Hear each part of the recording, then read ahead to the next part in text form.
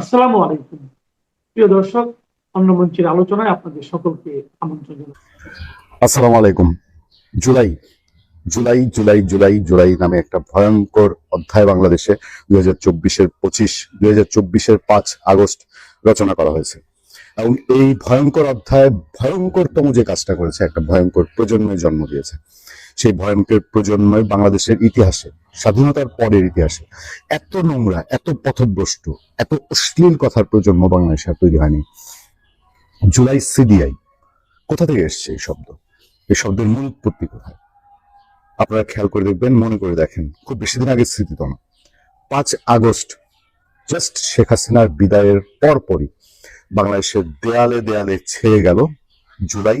CDI বলতে যে অশ্লীল, নোংরা, উচ্চারণ অযোগ্য যে মিনিংটা বোঝায়, সেই শেখ হাসিনার নামের পাশে হাসিনা চু D D D D D dot dot dot dot dot, এই শব্দকে তারা গ্রাফিতির মর্যাদা দিল। তারা বললো যে এটা গ্রাফিতি, এটা অশ্লীলতা না, এটা শেখ হাসিনার প্রতি ঘৃণা। সেই হাসিনা দেশ দেশ দেশ, সেটা থেকেই পরবর্তীতে শেখ হাসিনার যারা অনুরাগী, ভক্ত, সমর্থক এবং জুলাইয়ের ওই ঘৃণিত প্রজন্মের প্রতারণা যারা বুঝে উঠতে পারলো, তারা আবিষ্কার করলো জুলাই সিডিআই। এতটা অশ্লীলতা মানুষ ধরতে পারে না এই শব্দটায়। সিডিআই যে ভাবার্থটা, যে মিনিংটা করে, সেটা মানুষ ধরতে পারে না। সেখান থেকে উৎপত্তি হলো জুলাই সিডিআই। আপনারা এই ছবিটা দেখেন না?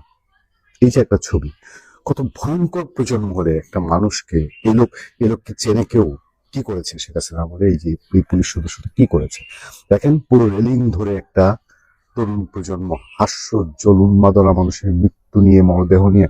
এমন উন্মাদনা পৃথিবীর আর কোথাও কোনো সভ্য সমাজে কোনোদিন হয়েছে? কোনোদিন হয়নি। এই হচ্ছে সেই প্রজন্ম। সেই প্রজন্মকে এখন ঘৃণা জানিয়ে আস্তে আস্তে যখন শেখ হাসিনার সমর্থকরা জুলাই সিডিআই শব্দটা আবিষ্কার করলো, এটা দ্রুত ডালপালা মেলে ছড়িয়ে গেল, ভাইরাল হয়ে গেল চারদিকে। সারা বছর জুড়ে এখন বলা হয় জুলাই সিডিআই। সেই কথাটাই পিক করলো অভিনেত্রী মেহের আফরোজ শাওন, এবং তার কথার ছলে, লেখার ছলে, এবং কথাসাহিত্যিক হুমায়ুন আহমেদের ছায়া পাশে থাকলে যা হয়, কয়েকটা লাইনে এমন তোলপাড় তুলে দিল সারা দেশে যে জুলাইয়ের গং যারা, তথাকথিত জুলাই যোদ্ধায় যারা, এদের মাথার তার প্রত্যেকটা ছিঁড়ে গেল। এই ভিডিওটা দেখেন, এগুলো অশ্লীলতা না? এই ধরনের সাউন্ডদেরকে হবে 24 ঘন্টার ভিতর তারেক রহমানের সরকার গ্রেপ্তার না করে তার বাঁচার নারীর একটা, নারী মানেই আমাদের কাছে সম্মানের, আমাদের সমান। তার গোপনাঙ্গ নিয়ে এই ধরনের বক্তৃতা এখনো বাংলাদেশে দিচ্ছে, এটা ইউনূস আমলে হয়েছিল। আমার কাছে অবাক লাগে যে এখন একটা নির্বাচিত সরকার, এই নির্বাচিত সরকারের সময় রাজধানীর বুকে দাঁড়িয়ে দেশের একজন অন্যতম খ্যাতিমান, পরিচিত, প্রগতিশীল নারীকে নিয়ে এই ধরনের ভাষায় এরা এখনো বক্তৃতা দিয়ে যাচ্ছে, এখনো জঙ্গিপনা করে যাচ্ছে, এবং সরকার তাকিয়ে তাকিয়ে দেখছে। এদের কাছে প্রগতিশীল নারী, মুক্তমনা নারী দেখলেই, আমি জানি না এদের কাম বাসনা জেগে ওঠে কিনা, এদের মাথা খারাপ হয়ে যায় কিনা, এরা উন্মাদনায় ভুগে কিনা। এবং তারই আর একটা উৎকৃষ্ট প্রমাণ তৈরি করেছে রাজশাহী বিশ্ববিদ্যালয়ের সেই গুন্ডা প্রকৃতির শ্রেণীর ছেলে সালাউদ্দিন আম্মার। রাজশাহী বিশ্ববিদ্যালয়ের জিএস কত কত কুখ্যাত কাজ করেছে সে। বিএনপি জিয়াউর রহমানের নামে করা ব্যানার পর্যন্ত ছিঁড়ে ফেলেছে, তাকে এই নির্বাচিত বিএনপি এখনো হজম করে যাচ্ছে। এর বাইরে ছাত্রদল বিএনপি নিয়ে এমন কোনো কথা নাই, এমন কোনো উস্কানি নাই, এমন কোনো গুন্ডামি ভাষা নেই যে এই ছেলে ব্যবহার করে নেই। এবং এবার সে বলছে যে শাওনের যদি মুখে কেউ জুতা মারতে পারে তাহলে সে 1 লাখ টাকা পুরস্কার দিবে। আর শাওনের মুখে জুতা মেরে কেউ যদি নাক মুখ দিয়ে রক্ত বের করে দিতে পারে তাহলে সে 2 লাখ টাকা পুরস্কার দিবে। এটা কি বাংলাদেশ? একটা নির্বাচিত সরকারের বাংলাদেশ, একটা স্বাধীন বাংলাদেশ, যে বাংলাদেশে যেই হোক, আমি যদি বাংলাদেশের সবচেয়ে ঘৃণিত মানুষ, যদি যদি এদের ভাষায় আমি বলি শেখ হাসিনা ঘৃণিত, আমি কি শেখ হাসিনাকেও বলতে পারবো যে শেখ হাসিনা মুখ দিয়ে যে রক্ত বের করে দিতে পারবে তাকে আমি 1 লাখ 2 লাখ টাকা দিব? আমি পারি না, বাংলাদেশের আইনে আমি পারি না। এটা বাংলাদেশের আইন বিরুদ্ধ। বাংলাদেশের কোনো মানুষকে এভাবে হুমকি দেওয়াটা প্রচলিত আইনের সম্পূর্ণ বিরোধী একটা কাজ। তারপরেও এই উন্মাদ ছেলে এই কাজ করেছে, এবং বিএনপির দিক থেকে কেউ কেউ এটা হজম করে যাচ্ছে। আমরা বিস্তারিত শুনি যে এই আম্মার কি বলেছে। খবরটা আসছে এভাবে যে শাওনকে নিয়ে আম্মারের পোস্ট ঘিরে তোলপাড়, 2 লাখ টাকা পুরস্কার ঘোষণা। 24শে জুলাই গণ অভ্যুত্থানে অবমাননা করে অভিনেত্রী, নির্মাতা, প্রযোজক ও সঙ্গীত শিল্পী মেহের আফরোজ শাওনের ফেসবুক পোস্ট ঘিরে ব্যাপক আলোচনা সমালোচনা চলছে সামাজিক যোগাযোগ মাধ্যমে। এই আলোচনা আরো তুঙ্গে উঠেছে রাজশাহী বিশ্ববিদ্যালয়ের কেন্দ্রীয় ছাত্র সংসদ রাকসু জিএস সালাউদ্দিন আম্মারের একটি ঘোষণায়। 24শে জুলাই গণ অভ্যুত্থানে অবমাননাকারী আওয়ামীপন্থী অভিনেত্রী, স্বীকারই করে নিলাম, আমি ধরেন স্বীকার করে নিলাম সে আওয়ামীপন্থী অভিনেত্রীকে গিয়ে জুতা দিয়ে পিটিয়ে নাক মুখ দিয়ে রক্ত বের করে দিতে হবে?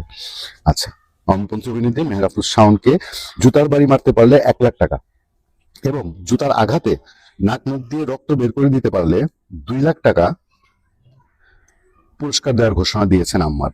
মঙ্গলবার 1 জুলাই রাতে সামাজিক যোগাযোগ মাধ্যম ফেসবুকে নিজ অ্যাকাউন্ট থেকে দেয়া এক পোস্টে এই ঘোষণা দেন তিনি। আম্মার ফেসবুক পোস্টে লেখেন, আমি এই মহিলারে যে জুতার বাড়ি মারতে পারবে তারে 1 লাখ টাকা পুরস্কার দেব। দেখেন, সে 1 লাখ টাকা পুরস্কার দিবে। জুতার বাড়ি মেরে নাক মুখ দিয়ে রক্ত বের করে দিতে পারলে 2 লাখ টাকা দিব। হ্যাঁ, 2 লাখ টাকা। এখন কেউ মবুস্কানি বলতে আসলে ওইটারে ভরা বাজারে পিটাম। চিন্তা করেন উশৃঙ্খলা উন্মাদনা কোথায় গেছে, সমাজ টিকবে আর? এদের কাছে কি এখনো স্নাইপার রাইফেল ভর্তি? সেই স্নাইপার রাইফেল গুলা 5ই আগস্ট বাংলাদেশে ব্যবহার হয়েছিল 24শে। সেই স্নাইপার রাইফেল বাংলাদেশ থেকে চলে গেছে নাকি এদের হাতে হাতে এখনো ঘরে ঘরে রয়ে গেছে, যেগুলোকে উদ্ধার করার কোনো আগ্রহ দেখাচ্ছে না, উদ্ধার হচ্ছেও না? যদি এই প্রশ্ন তুলি, মেহের আফরোজ শাওন তার পোস্টে লিখেছিলেন গত 1 বছরে প্রায় ফেসবুকে একটা শব্দ চোখে পড়েছে, জুলাই সিডিআই। আমার পরিচিত অনেকের লেখাতেই শব্দটা দেখেছি, আবার অপরিচিত অনেকেও লিখেছে। প্রথম ভেবেছিলাম কোনো একটা ট্রেন্ড, শুধু জুলাই মাসে হয়তো তারা এটি লেখে, কিন্তু একটু খেয়াল করে দেখলাম সারা বছরই ফেসবুকে বেশিরভাগ মানুষ সব লিখেছে শব্দটি। তিনি আরো লিখেছিলেন, তখন বুঝতে পারলাম যে শব্দটি শুধু জুলাই মাসে না, যে কোনো সময় লেখা যায় এই সিডিআই শব্দটি। মন খারাপ থাকলে যেমন আস্তে করে লেখা যায়, তেমনি মন খুব ভালো থাকলেও হো হো করে হাসতে হাসতে লেখা যায়। বন্ধুর সঙ্গে আড্ডার গল্পে যেমন লেখা যায়, তেমনি কারো উপর ভীষণ রেগে গেলেও লেখা যায়। আবার মনের অবস্থা ভালো না মন্দ আপনি বুঝতে পারছেন না, তখন আপনি লিখতে পারেন, আমার বাবার এত কিছু ভেবে কাজ নেই, আজ যেহেতু 1 জুলাই তাই আমি লিখলাম ... জুলাই সিডিআই। মেহের আফরোজ শাওনের এই কয়েকটা লাইন সেই জুলাই গণদের, জুলাই সন্ত্রাসীদের, জুলাইয়ের তথাকথিত জুলাই যোদ্ধাদের। আমি ক্লিয়ার করি কাদেরকে আমি বলছি, যারা 5 আগস্টের পরে জুলাই নিয়ে ব্যবসা করেছে, মানুষের জীবন যাপন অতিষ্ঠ করে দিয়েছে, বাংলাদেশটাকে জাহান্নাম বানিয়েছে, আমেরিকার দালাল বানিয়েছে। 5 আগস্টের পরে যে শ্রেণী রাজনীতির নামে চাঁদাবাজি, টেন্ডারবাজি, নিয়োগ বাণিজ্য করেছে, যেই শ্রেণী সারা দেশটাকে মব রাজ্যে পরিণত করেছে, তাদেরকে আমি শুধু বলছি, এরাই হচ্ছে জুলাই সন্ত্রাসী, এরাই হচ্ছে তথাকথিত জুলাই যোদ্ধা। সেই গ্রুপটার মাথার তার 100% ছিঁড়ে দিতে পেরেছে মেহের আফরোজ শাওন। এটাই তার সফলতা, এবং এই সফলতা দেখে এদের আর মাথা ঠিক থাকছে না। রাজাকারদের কবর দিয়ে এই সমস্ত স্লোগান দিয়ে এসে বঙ্গবন্ধুর বাংলায়, মুজিবের বাংলায় বৈষম্যের ঠাঁই নাই বলে প্রথমেই বঙ্গবন্ধুর শেখ মুজিবের 32 নম্বর পারি আগে ভাঙছে। আর হলো সেই বাটপার, ওই যে সামাদ ভাই মনের দুঃখগুলো আলোচনা করেছেন, শুধু সামাদ ভাই না, আর শুধু ওই যে তালিবর্ষ ও অন্তস্তকার হাদিনা। আপনি কি জানেন যে আজকে রাজশাহী বিশ্ববিদ্যালয়ের একজন শিক্ষক, নিউটন তার লাস্ট নেই, তিনি যে ভাষায় পোস্ট দিয়েছেন, এটা কোনো অশিক্ষিত লোক এই ভাষায় পোস্ট দেন, এগুলো আপনার এখানে আমরা নামই নিতে পারবো না ইচ্ছা থাকলেও। শব্দগুলো এরকম। তিনি শেখ হাসিনাকে এমন একটা ভাষায় একজন বিশ্ববিদ্যালয়ের শিক্ষক, মানে আসলে বাংলাদেশের রুচির দুর্ভিক্ষ চলছে, তার জন্য হাদিরা পয়দা হয়েছে, নিউটনের মতো শিক্ষকেরা পয়দা হইতে। অথচ নিউটন আবার কিন্তু একসময় একদা বাম রাজনীতি, প্রগতিশীল রাজনীতি করতেন। তার ভাষা যে শেখ হাসিনাকে ড্যাশ ড্যাশ ড্যাশ ড্যাশ, এটা কোনো কথা? কোন বিশ্ববিদ্যালয়ের শিক্ষক এই পোস্ট দিতে পারে? দেওয়া যায়? হয় না। আপনি তো বললেন যে এখানে ছোট শিশুরা আছে, আমরা তাদের কারণে, আবার কপিরাইটের কারণে মানে ভায়োলেন্স হবে বলে আমরা বলতেছি না, কিন্তু একজন রাজশাহী বিশ্ববিদ্যালয়ের শিক্ষক তো এই সমস্ত শব্দ উচ্চারণ করা বাদ রাখতেছে না। আমরা দেখলাম যেটা আমরা সামাদ ভাই যেটা এই অবস্থা শুনেছি যে তার মেয়েও নাকি তাকে ছেলে সন্তানরা তাকে পছন্দ করেন। যাই হোক, সেটা তাদের একান্ত ব্যক্তিগত, কার পারিবারিক বিষয় নিয়ে কথা বলতে চাই না। কিন্তু যখন আপনি আরেকজন সামাদ ভাইয়ের যখন আমি খোঁচাইতে যাব, তখন তো কেউ না কেউ আমার খোঁচা দিয়ে আমার ঘটনা বের করে ফেলবে, তাই এগুলো চলে আসে। আর ওই যে দ্বিতীয় যে পতাকাটা দেখালেন শুরুতে, 3টা, একটা হলো বাংলাদেশ, একটা হলো কালেমার পতাকা, একটা হলো ফিলিস্তিনের পতাকা। মানে গাধার ঘোড়ার সঙ্গে নাকি খচ্চর পয়দা হয়, কিন্তু এই 3টার সঙ্গে আমি কি পয়দা হবে এটা আমি বুঝতেছি না। এর সাথে আরো শোনেন, বলছিলাম লক্ষ লক্ষ পতাকা বিক্রি হয়, ওই বাংলাদেশেরটা বদলায় যদি এখানে পাকিস্তান লাগাইতো তাহলে কোটি কোটি বিক্রি হবে এই দেশে। ওইখানে এখন ওই 3টা পতাকা লাগাইছে, এরপরে দেখবেন 4টা পাবেন, 4টার পরে দেখবেন একটা মাইনাস হয়ে যাবে যখন সময় আসবে। ওই যে বঙ্গবন্ধুর বাংলায় বৈষম্যের ঠাঁই নাই বলে বঙ্গবন্ধুর বাড়ি ভাঙছে না, তেমনি প্রথমে এরা ফিলিস্তিন, পাকিস্তান, বাংলাদেশ এবং কালেমার পতাকা লাগাবে, তারপরে একদিন দেখবেন বাংলাদেশে ওই লাল সবুজের পতাকাটা সরিয়ে দিবে। ওই সমস্ত বদমাইশি আমরা তাদের চিনি, জানি, এবং এরা তা করবে। এই মুহূর্তে বাংলাদেশে ভয়ঙ্কর রকমের জঙ্গিবাদের যে পৃষ্ঠপোষকতা ছিল সেগুলো এখন প্রকাশ্যে চলে এসেছে, পৃষ্ঠপোষকেরাও প্রকাশ্যে চলে এসেছে, যারা জঙ্গিবাদে জড়িত তারাও প্রকাশ্যে চলে এসেছে, যাদের তার দেশি বিদেশি পৃষ্ঠপোষক তারাও চলে এসেছে। আমরা কি দেখলাম যে তুরস্ক 20 টাকা দেয়নি এই বার্মা থেকে আসা মুসলিম রোহিঙ্গাদের জন্য, 20 টাকা দেয়নি, কিন্তু ঢাকা বিশ্ববিদ্যালয়ের মসজিদের জন্য 20 কোটি টাকা দিয়েছে। দালমে কুছ তো কালা হায়, দালমে কুছ তো কালা হায়। তো আপনি যে পতাকাটা দেখালেন, এই পতাকা যখন রাস্তাঘাটে গ্রামে গঞ্জে ফ্লাইওভারে যখন লেখা থাকতো আলহামদুলিল্লাহ, লা ইলাহা ইল্লাল্লাহ, সুবহানাল্লাহ, আল্লাহু আকবার, তখন আমরা বুঝতে পারতেছিলাম যে জঙ্গিরা আসছে, বুঝতে পারছিলাম। আমরা অনেক সতর্ক করেছি, এটা গুরুত্বই দেয় না এই দেশের সরকারেরা, রাজনৈতিক নেতারা, কিন্তু আমরা বুঝতে পারছিলাম। এবং এই যে কালেমার পতাকা নামে যে ফাত্রামিটা করতেছে, এই কালেমার পতাকা কত দূর নিয়ে যাবে আপনারা কল্পনাই করতে পারতেছেন। মুখে যা বলে তা করে না, আর যা করে তা বলে না। সুতরাং এদের থেকে আমাদের সতর্ক থাকতে হবে যে ধর্ম কে পালন করলো, কে পালন করলো না, কে হিন্দু, কে মুসলমান, এগুলো নিয়ে আমরা বিতর্ক করতে যাই না, চাইও না। কিন্তু চুলকায় যাতে আমরা কিছু বলি, যেমন সামাদ ভাই কম দুঃখে তার মুখ খারাপ করে নাই। এই যে দেখেন, এই যে স্যার খলিফার নামে ব্যাটালিয়ন বানাইলো। আচ্ছা, এই স্যার খলিফার সাথে বাংলার সংস্কৃতি, বাংলা ভাষা, বাংলাদেশ, বাংলার মানচিত্র, বাংলা সার্বভৌমত্বের কি সম্পর্ক আছে বলেন? এদের সাথে কি আমাদের কোনো বাংলাদেশের কোনো সম্পর্ক আছে? তারা ইসলাম প্রতিষ্ঠিত করেছে, এই ব্যাপারে তারা অনেক কিছু করেছে, তাদের নিয়ে সেটা ইসলামী কোনো কিছু হলে তাদের নাম, যেমন আপনি আবু বকর মসজিদের নাম দিলেন, বকর মানে কিন্তু আবার গরু, আবু মানে হলো বাপ, গরুর বাপ। এটা বললে আবার বলে যে মুস্তাহাকে রাসূল, আবু বকর মানে গরুর বাপ। ওসমানের নামে আপনি মাদ্রাসা বানাইতে পারেন, মসজিদ বানাইতে পারেন, আলীর নামে মসজিদ মাদ্রাসা বানাইতে পারেন, ওমরের নামে মসজিদ মাদ্রাসা মন যত চাই ততই বানান, কারণ এই বাংলাদেশের জমি তো মসজিদ আর মাদ্রাসার জন্য রাখা হয়েছে, বানান।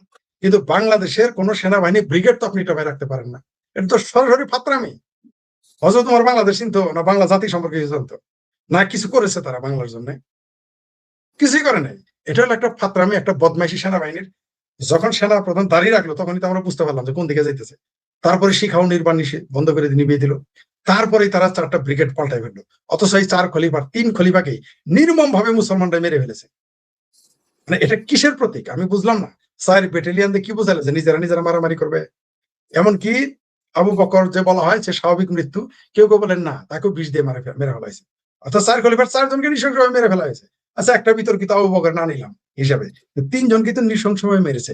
আপনি কি আদর্শ প্রতিষ্ঠিত করতে চান সকল খিলাফত দিয়ে? আর এই খিলাফত তো ইরানি শিয়ারা মানে না, শিয়ারা তো খিলাফত মানে না, শিয়া মুসলিম যারা তারা খিলাফত মানে। এমন এই 3 সাহাবীরে, আলী ছাড়া 3 সাহাবীরে তার সাহাবী মনে করে, কাবে মনে করে। আপনি কি বুঝাইতেছেন? আসলে বাংলাদেশে এই মুহূর্তে ধর্মের জজবা এগুলো কেন করানো, এগুলো করতেছে পাকিস্তান, তুরস্ক, এগুলো করাইতেছে কেন? কারণ এই দেশের মুক্তিযুদ্ধকে আপনি কোনোভাবে ঠেকাইতে পারবেন না। এই মুক্তি, কারণ ওই যে 4টা ব্রিগেড রাখলো, এগুলো তার সরকার, কোন সরকার, মনে করেন আওয়ামী লীগ সরকার আসলো বা সামাদ ভাইয়ের সরকার আসলো বা আপনি আসলেন, আমি আসলাম, গিয়ে তো এই 4 ব্রিগেডের নাম পাল্টাইতে পারবো না, কারণ একটা সেনসিটিভ ইস্যু তার তৈরি করে রাখে যাতে এটা না বদলানো যায়। পরিকল্পিতভাবে সাম্প্রদায়িকরণ করতেছে। কেউ বলে, আমাকে বলেছে, আরে ভাই পুরো মিলিটারি বাহিনী তো সাম্প্রদায়িক। মিলিটারি যারা মোল্লার মিলিটারি তো এই দেশে মুক্তিযুদ্ধই মানে না। তো তারা মুক্তিযুদ্ধকে ভিন্ন ভাবে ঠেকানোর চেষ্টা করার জন্য, এই দেশে গণতন্ত্রকে ভিন্ন ভাবে ঠেকানোর জন্য এগুলো বলে। বাংলাদেশের একজন শিক্ষক আজকে বলছে না, ওয়াহিদুজ্জামান কি যেন, উনি বলছে না যে গণতন্ত্র যেন তেন একটা হইলেই হবে। যে দেশে বিশ্ববিদ্যালয়ের শিক্ষক এত বড় বাটপার হয়, সেই দেশে সেনাবাহিনী কি চিন্তা করে আপনি তো বুঝতেই পারতেছেন। তারা মনে করছে তাদের কাছে বন্দুকের নল আছে, বন্দুকের যে মাউসের মতবাদ মনে করেন বন্দুকের নলই সকল ক্ষমতার উৎস, তার উপর আবার ধর্মের ঢাল আছে, একদিকে বন্দুকের নল আর এদিকে ধর্মের ঢাল। এইটা দিয়ে তারা আওয়ামী লীগ ঠেকাবে, মুক্তিযুদ্ধ ঠেকাবে, বা 71-এর স্মৃতি ঠেকাবে, পতাকা ঠেকাবে, বাংলাদেশ নামক রাষ্ট্রটি ঠেকাবে, ভারতকে ঠেকাবে, শেখ হাসিনাকে ঠেকাবে, আওয়ামী লীগকে ঠেকাবে। এই জন্য তারা এই ফাত্রামি গুলো করতেছে। এইটা টোটালি একটা ফাত্রামি, 4 খলিফার নামে ব্রিগেড বানানো। প্রশ্নই আসে না। এই দেশের নদীর নামে হইতে পারতো, এই দেশের অঞ্চলের নাম নিয়ে হইতে পারতো, মুক্তিযুদ্ধে যারা যারা অবদান রেখেছে তাদের নামে হতে পারতো, কিন্তু তা করে নাই। কোথাকার কোন আলী 1400 বছর আগে কই আরবে মরছে, জন্মিছে, মরছে, তাদের নিয়ে তারা তাল বাহানো শুরু করে। এগুলো ফাত্রামি, ধর্মের নামে টোটালি ফাত্রামি করতেছে। এটা জনগণ বুঝে ফেলেছে যে মোল্লার মিলিটারি যে বাংলাদেশকে অজগরের মতো গিলে খাচ্ছে বাংলাদেশের মানুষের কাছে এটা এখন স্পষ্ট, এবং সারা পৃথিবীর কাছে মেসেজ দিল যে বাংলাদেশ সেনাবাহিনীতে জঙ্গিবাদ আছে। বাংলাদেশ সেনাবাহিনীতে আমার আগে একটা সন্দেহ ছিল যে ঢাকা শহরে যে এত বড় বড় হিজবুত তাহরীরের ডাউট সাইজ 4টা পোস্টারের সমান এই পোস্টার লাগায়, এটা সেনাবাহিনী বা ডিজিএফআই জড়িত ছিল। এখন দিনে দিনে স্পষ্টতর হচ্ছে, কেউ কেউ এখন মনে করতেছে যে হিজবুত তাহরীর আসলে বাংলাদেশ সেনাবাহিনী। অস্বাভাবিক কিছু না, একদিন হুক করে শুনবেন যে বাংলাদেশ সেনাবাহিনীর এসআর ব্রিগেড, তার মানে এসআর ব্রিগেড হচ্ছে জঙ্গিবাদী বাহিনী, নাহলে এই নাম কেন তারা গ্রহণ করে? তবে এটা বাংলাদেশের জন্য সুখকর নয়। আন্তর্জাতিকভাবে মেসেজ গেল যে বাংলাদেশ সেনাবাহিনীতেও জঙ্গিবাদ মৌলবাদ চর্চা হয়, এখানেও কট্টরপন্থী ইসলামের উত্থান ঘটেছে। যে এটা কি বিশ্ববিদ্যালয়ে পড়ুয়া ছাত্রী, তার যদি মেন্টাল প্রিপারেশন এই হয়ে থাকে, তাহলে যারা কওমি মাদ্রাসায় পড়ে তাদের অবস্থা কি, যারা আলিয়া মাদ্রাসায় পড়ে তাদের অবস্থা কি, যারা শিবির করে তাদের মানসিকতা কি, যারা চামড়ানায় পীরে মুরিদ তাদের অবস্থা কি, তাদের মানসিক প্রিপারেশন কি? একটা অথচ এই মেয়ে ইরানে গেলে কিন্তু আর পিটিয়ে মেরে ফেলবে মুসলমানরা। ইরানের এই পোশাকে যে ভাবে সেইখানে আছে, এইভাবে সে যদি ইরানে যায় সে আর বাঁচতে পারবে না, এইভাবে সে যদি আফগানিস্তানে যায় সে কিন্তু বাঁচতে পারবে না। কিন্তু এদের মানসিকতা দেখেছেন তো, এইভাবে আমাদের বাংলাদেশের তরুণ সমাজকে এবং তরুণীদের মানসিকভাবে বিকৃতি ঘটিয়ে দিয়েছে। সাম্প্রদায়িক যে চেতনা এদের ভিতরে বিষ ঢুকিয়ে দিয়েছে। এই যে হিন্দুর প্রতি ঘৃণা, এমনিতেই তো ইসলাম ধর্ম ঘৃণা শেখায়। পৃথিবীতে একটাই ধর্ম, সব ধর্মে মোটামুটি শান্তির কথা আছে, এই একটাই ধর্ম, সেখানে সব ধর্মের মানুষকে ঘৃণা করতে হচ্ছে প্রকাশ্য। পৃথিবীর সব যেমন যেমন যেমন ইয়ারা বলে, বুদ্ধিস্ট বলে জগতের সকল প্রাণী সুখী হোক, যদিও সেটা সম্ভব না। জগতের সকল প্রাণী সুখী হবে না, একজন আরেকজনের খাবেই, যেটা কার্ল মার্কস বলে গেছে যে বড় মাছ ছোট মাছের খাবে, এটা সম্ভব না। তবুও তারা বলে তো, সনাতনীদেরও আছে যে সারা পৃথিবী হলো কুটুম্ব, সবাই আত্মীয় মিলেমিশে চলে, সবাই সুখী হোক, এই ধরনের ওম শান্তি ওম শান্তি ওম শান্তি, সবার জন্য শান্তি কামনা করে সনাতনীরা, যদিও সবার জন্য শান্তি আসবে না। কিন্তু ইসলামী একমাত্র ধর্ম যারা বলে যে মুসলমান ছাড়া কারো জন্য তুমি শান্তি চাইতে পারো না, তার ধর্মই এটা তাকে শিখেছে যে অন্য ধর্মের মানুষকে তুমি সালাম দিবে না, শান্তি চাইতে পারো না, অন্য ধর্মের প্রতি ঘৃণা করতে হবে। তাহলে সেই ধর্মের মানুষ এরা তো এরকম হবেই। তার মধ্যে আবার ধর্মের রাজনীতিকরণ করা হয়েছে, তার কারণে এই মেয়েদের মগজ ধোলাই করা হয়েছে, এই ছেলেদের মগজ ধোলাই করা হয়েছে। আজকালকার শুধুমাত্র মাদ্রাসা নয়, শুধুমাত্র কওমি মাদ্রাসা আলিয়া মাদ্রাসা নয়, জামাতের অফিস নয়, পুরো এই মেয়েটা হচ্ছে পুরো বাংলাদেশের একটা চিত্র, বাংলাদেশের আয়না এই মেয়ে। আমি এই জন্য বলি যে বাংলাদেশে কখনোই সংখ্যালঘুদের বসবাস করতে দিবে না, থাকতে দিবে না, আজ হোক কাল হোক বাংলাদেশের সংখ্যালঘুদের তাড়িয়ে দিবে এই দেশ থেকে। তার জন্য এইরকম প্রজন্ম পয়দা করেছে পরিকল্পিতভাবে। যে মেয়েটাই কথা বলে সে তো মাদ্রাসা থেকে আসে নাই, আপনি তার চেহারা দেখে বুঝতে পারছেন সে মাদ্রাসা থেকে আসে। তাহলে অন্য রাজ্যের কি অবস্থা, কিভাবে তৈরি হয়ে আছে? আমি বলেছি এই জন্য যে বাংলাদেশের যে সকল হিন্দুরা আছেন ভাই, আগে ভাগে চলে যান, হয়তো পরে নির্যাতিত নিপীড়িত হয়ে খালি পেটে খালি পায়ে দেশ ছেড়ে আপনারা যাওয়ার আগে নিজেরা যাতে ভালোভাবে যেতে পারেন সেই চিন্তা করেন। কারণ যেখানে একটা তরুণী বলে এই দেশে হিন্দুদের পূজা করতে দিবে না, হিন্দুদের দেশে থাকতে দেবে না, তাদের ঘেঁটি ধরে বের করে দিবে, কিন্তু এটাই যদি আবার অন্য দেশে করে, এখন খ্রিস্টানরা যদি এই কাজ করে, খ্রিস্টানরা ইহুদিরা যদি এই কাজ করে, তাহলে মুসলমানরা তো এমনিতে ভিক্ষাবৃত্তি করে খায় পাকিস্তানিরা, কারণ তাদের 50 বিলিয়নের উপরে ডলার আসে, সেগুলো তাদের ভিক্ষাবৃত্তির টাকা। এদের যদি ঘেঁটি বের করে তো ভিক্ষা করে ভাত পাবে না। মুসলমানদের যদি সারা পৃথিবী অলরেডি শুরু হয়ে গেছে, সারা পৃথিবীতে মুসলমানদের বিরুদ্ধে প্রত্যেক দেশের মানুষ সচেতন হচ্ছে, প্রত্যেক দেশের মানুষ ডানপন্থীর উত্থান করতেছে এই মুসলমানদের কারণে। এদের যখন বের করে দিবে তখনই দেখবেন এরা জাত হবে, এর আগে এবং সেটা তাদের এই প্রতিক্রিয়া উল্টা হবে। একদিন সারা পৃথিবী থেকে দেখবেন মুসলমানদের ঘেঁটি ধরে বের করে দিতেছে, সেই সময় আসতেছে। যে এটা একটা বামপন্থীদের ফাত্রা যুক্তি, এই যুক্তি মার্কেটে খাবে না। কোন ব্যক্তি যদি ভারতে এই কথা বলার পরে তাকে জেলে থাকতে হবে, এই মেয়ে যে কথা বলছে জেলে থাকতে হবে, মামলা খাবে। বাংলাদেশের বিরুদ্ধে একটা সমালোচনা করার ক্ষমতা কারো আছে? ভারতে একটা বলে তার প্রতিবাদ করার মানুষ আছে, এটা একটা মিথ্যা কথা। ভারতের কথা আপনি যে ভারতের কোনো কিছু হলে বাংলাদেশে অদ্ভুত একটা কথার সাথে সাথে ভারতকে টানে, কিন্তু আফগানিস্তানের কথা টানবে না, পাকিস্তানে কি হয় টানবে না। ভারত যদি এত খারাপ রাষ্ট্র হয়, শোনেন, ভারত এত খারাপ, তাহলে ভারতের কোনো মুসলমান পাকিস্তানে আসে না কেন? ভারত এত খারাপ, ভারতের কোনো মুসলমান বাংলাদেশে আসে না কেন? ভারত এত খারাপ, মুসলমানদের অত্যাচার করে কাবুলে যায় না কেন? সব বরং উল্টো বাংলাদেশের 1 কোটির বেশি, 1.5 কোটির বেশি, 1-1.5 কোটির মতো মুসলমান ভারতে কামলা দিয়ে খায়, বান্দিগিরি করে খায়। কি এর সাথে কি তুলনা করেন? কিসের সাথে কি তুলনা করেন? এই বাংলাদেশে তো মুসলমান আওয়ামী লীগই থাকতে পারে না, আর আপনি হিন্দুদের কথা বলতেছেন। ভারতে হিন্দুদের কিছু হলে প্রতিবাদ করার জন্য, মুসলমানের কিছু হলে সাথে সাথে, আজকেও এক মুসলমান সরাসরি নরেন্দ্র মোদীকে গালি দিতেছে, সরাসরি টিভিতে এসে গালি দিতেছে, নরেন্দ্র মোদী শুভেন্দু অধিকারীদের গালি দেয়। বাংলাদেশ একটা গালি দিয়ে টিকতে পারবে? বাংলাদেশ এই মুহূর্তে জামাতের নেতাকে গালি দিয়ে কোনো হিন্দু টিকতে পারবে? হিন্দু তো দূরের কথা, জামাত ভাই টিকতে পারবে? আমি টিকতে পারবো? টিকতে পারবে? হিন্দুরা যদি কালকে যদি বাইতুল মুকাররমের করতে পারে গালি দেয়, কালকে যদি চরমনায় পীরের গালি দেয় কোনো হিন্দু, কালকে যদি বিএনপি তারেক রহমানের কোনো হিন্দু গালি দেয়, কালকে যদি জামাত ইসলামে দেখা হিন্দু জানে বাঁচবে? ভারতে তো গালি দিতেছে প্রধানমন্ত্রী, সরাসরি গালি দিতেছে। আপনি কি এর সাথে কি তুলনা করেন? ভারতে গণতন্ত্র প্রতিষ্ঠিত, ভারতে গণতান্ত্রিক রাজত্ব চলে, এখানে কি গণতান্ত্রিক রাজ আছে নাকি? ভারতে কোনো দল নিষিদ্ধ হয়ে আছে নাকি? ভারত আপনি এগুলো বলতে পারবেন? ভারতের সাথে যদি বাংলাদেশের কথা কথায় তুলনা করেন, এগুলো বাংলাদেশের চক্রবর্তী বক্রবর্তীদের কথা, ফালতু কথা এগুলো তাদের। আপনি কিছু হইলে বাংলাদেশের বামপন্থীদের রুচি হইলো আমরা মানববন্ধন করতেছি কোনো এক শিশুর নির্যাতনের বিরুদ্ধে, ওই নায়ক নরেন্দ্র মোদী কষাই। কেন তেহরানের কথা, তেহরানের খমেনির কষাই বলে না কেন? কেন এর দোকানের কষাই বলে? এর দোকান 12,500 মসজিদ বন্ধ করে দিয়েছিল। টু শব্দটিতে কেউ করে নাই। আজকে পাকিস্তানে হামলা হইতে, পাকিস্তান আফগানিস্তানকে নিয়মিত হামলা করে মানুষ মারছে, টু শব্দটিতে কেউ করে না। এখন তো কোনো বামপন্থী চক্রবর্তী বক্রবর্তী পশু মশু বসু ম্যাটার্জি কমরেড মরমেডের তো আমরা মিছিল করতে দেখি না, কই দেখি না তো তাদের আমরা। এখন তো বিবৃতি দিতে দেখি না, প্রতিবাদ বিবৃতি টু শব্দটি নাই। ভারতের সাথে বাংলাদেশের তুলনা করে একেবারেই মূর্খতা। কারণ হচ্ছে যে বাংলাদেশের সংখ্যালঘু শূন্য হইতে হইতে 37 থেকে 6% চলে আসছে। পাকিস্তানে 25% থেকে 1% চলে আসছে। আফগানিস্তানে কান্দাহার, সেটা ছিল তাদের, আরে ভুলে গেলাম নামটা, এই কান্দাহারের অন্য হিন্দুদের নাম ছিল গান্ধারী, সেখানে নাই, হিন্দু নাই, কোন অমুসলমান নাই। আপনি কোন দেশের সাথে কি তুলনা করেন? আর পাকিস্তানে, ভারতে কি 7 কোটি মুসলমান আজকে 25 কোটিতে উন্নত হয়েছে। কেন এত বাংলাদেশে এত জামাই আদর করেন হিন্দুরা চলে যায়। পাকিস্তানে একেবারে দুলাভাইয়ের মতো আদর করেন, চলে যায়। পাকিস্তানে একেবারে ভাতিজার ভাগ্নের মতো আদর করেন, চলে আসে, খালি হয়ে যায়। আর ভারত এত খারাপ, ভারতের রাজনীতি এত খারাপ, ভারত হিন্দুদের এত নির্যাতন নিপীড়ন করে, ভারতে 25 কোটি থেকে 30 কোটি হয়ে যায়। বাপ রে বাপ, এটার সাথে ওটা তুলনা করলে তো হবে না ভাই। জি, ধন্যবাদ। কার দিকে ইঙ্গিত করলো, ভারত না যুক্তরাষ্ট্র?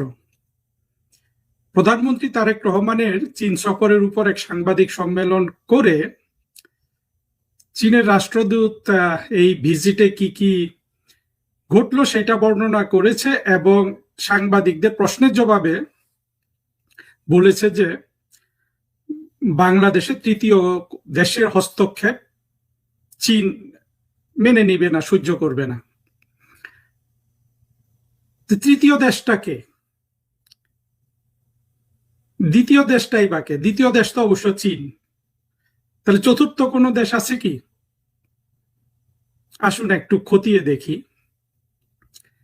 আপনাদের মনে আছে কি না, মার্কিন যুক্তরাষ্ট্রের যে রাষ্ট্রদূত ব্রেন্ট ক্রিস্টেনসেন, সে যখন তাদের দেশের নিয়ম অনুযায়ী সিনেটে শুনানি করে, সেখানে সে বাংলাদেশে তার সম্পর্কের ক্ষেত্রে বলেছিল যে,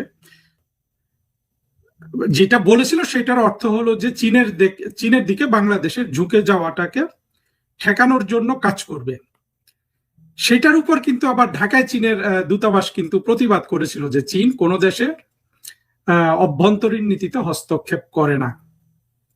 এরপরে যখন চীনের সাথে মার্কিন যুক্তরাষ্ট্রের সাথে ইউনূস, তারেক রহমান, জামাত, এই পুরো জুলাই জঙ্গি জোট যেটা বাণিজ্য চুক্তি করে, তখনও কিন্তু চীনের রাষ্ট্রদূত প্রতিক্রিয়া ব্যক্ত করেছিল যে যেটা বলেছিল তার অর্থ দাঁড়ায় যে মার্কিন যুক্তরাষ্ট্র চীনের সাথে বাংলাদেশের সম্পর্ক উন্নয়নে এক ধরনের বাধা হতে পারে।